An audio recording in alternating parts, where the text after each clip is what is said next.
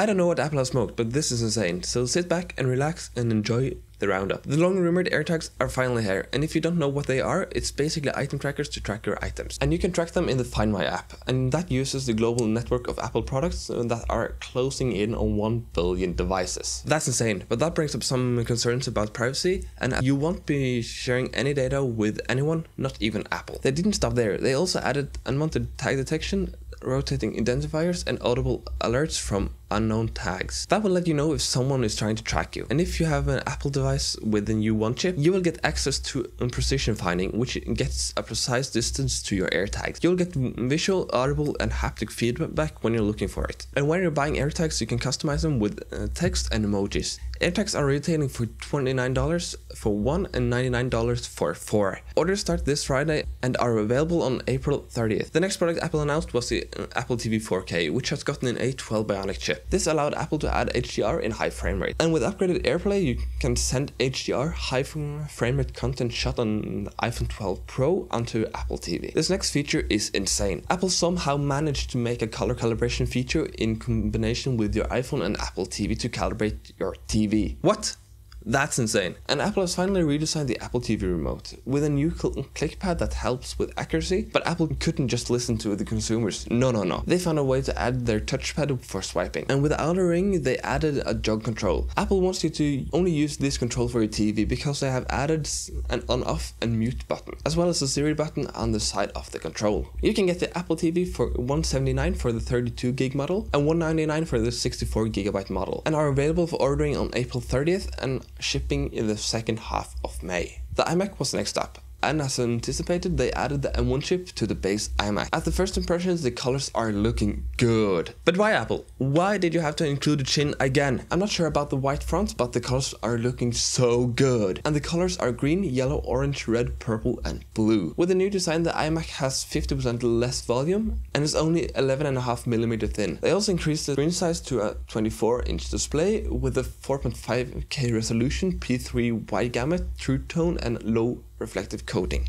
I would have been mad at Apple if they didn't do anything with the web camera, but finally, it's 1080p with a larger sensor for low light performance. It also has the Apple Silicon image signal processing. Apple has added studio quality microphones and claiming it's the best microphones on any Mac. The speaker has also gotten an upgrade with a 6-speaker system and a force cancelling woofer. They are able to produce good sound, and I have to believe them because they have good speakers in other products and now integrated spatial audio with Dolby Atmos support. The performance is 85% faster than the previous model and up to 50% faster graphics compared to the fastest dedicated graphics in the top 21.5-inch model.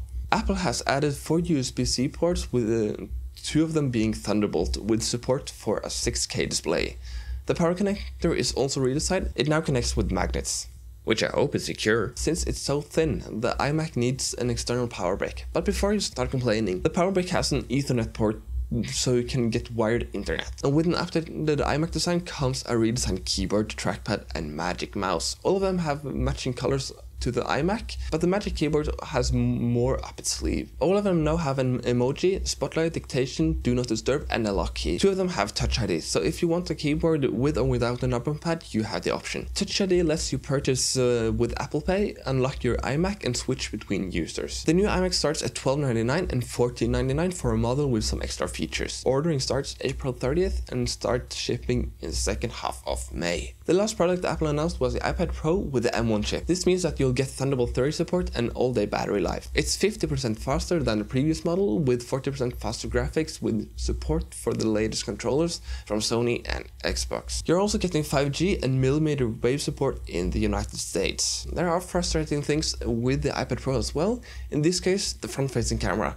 You have recognized that we have spent a lot of time on video calls, so why are the front-facing camera at the same location as the previous version? Yes, the camera is wider, and yes, you have added the center stage feature that tracks you during FaceTime calls, and added smart HDR that gives better dynamic range, but why didn't you move the camera, Apple? The display is also insane. They have added mini LED with P3 wide gamut, and they call it Liquid Retina XDR, which means a sustained brightness of 1000 nits and a peak brightness up to 1600 nits. This gives you a contrast ratio of 1,000,000 to 1, and with 10,000 mini LEDs we're getting closer to OLED performance. This display supports HDR10, HLG, and Dolby Vision. and only for the 12.9 inch model. The iPad is 6.4mm thin and starts at $799 for the 11 inch and $1099 for the 12.9 inch. Apple also added a white Magic Keyboard.